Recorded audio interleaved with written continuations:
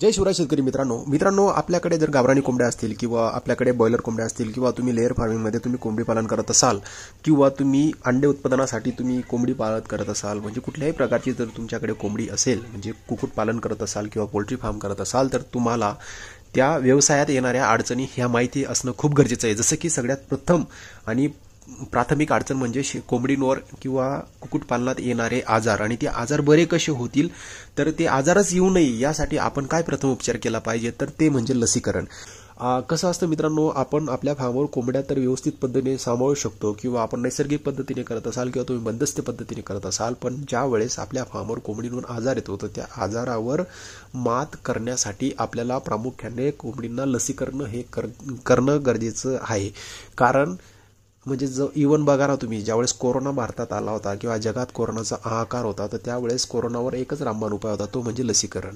लसीकरणाने काय होतं, त्या कुठल्याही प्राण्यामध्ये त्या रोगाविषयी किंवा त्या रोगाला प्रतिकार करण्याची जबरदस्त शक्ती निर्माण होत असते, म्हणजेच त्या रोगाच्या विषाणूंशी फाईट करण्याची अंतर्गत ताकद निर्माण होत असते लसीकरणामुळे। म्हणून लसीकरण करणं हे खूप गरजेचं असतं मित्रांनो कुक्कुटपालनामध्ये प्रामुख्याने कोणत्या प्रकारच्या लसी असतात आणि किती दिवसांनी आणि कशा प्रकारे दिल्या जातात ह्या सगळ्या गोष्टींची माहिती मी तुम्हाला या व्हिडिओमध्ये सांगणार आहे।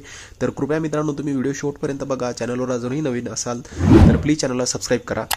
तर मित्रांनो, प्रामुख्याने ज्यावेळेस आपण कुक्कुटपालन करत असतो तर जेव्हा आपण आपल्या फार्मवर पहिल्या दिवसाचं जे पिल्लू आणतो तर ते पिल्लू ज्यावेळेस आपल्या फार्मवर आणतात त्याच वेळेस त्याला पहिल्या दिवशी आपण जी व्हॅक्सिनेशन देतो ती व्हॅक्सिनेशन म्हणजे मेरॅक्स लस अशा पद्धतीने तिचं नाव असतं, मेरॅक्स म्हणून ती त्यांना दिली जाते। नंतर ते पिल्लू 7व्या दिवसाचं ज्यावेळेस होतं त्यावेळेस त्या पिल्लूला आपण लासोटा नावाची लस ही डोळ्याच्या माध्यमातून म्हणजे डोळ्यातनं दिली जाते।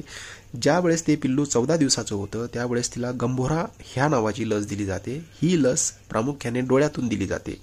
जेव्हा ते पिल्लू 21 दिवसाचं होतं त्यावेळेस ती लस म्हणजे त्यावेळेस डबल डोस हा लासोट्याचा दिला जातो आणि तो फक्त पाण्यातनं दिला जातो मित्रांनो।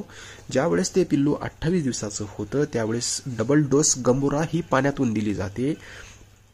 ज्यावेळेस ते पिल्लू किंवा ती कोंबडी 42 दिवसाची होते त्यावेळेस तिला फाऊल फॉक्स नावाची लस ही पंखातून दिली जाते, म्हणजे तिचे जे पंख असतात ना त्याच्यातून दिली जाते।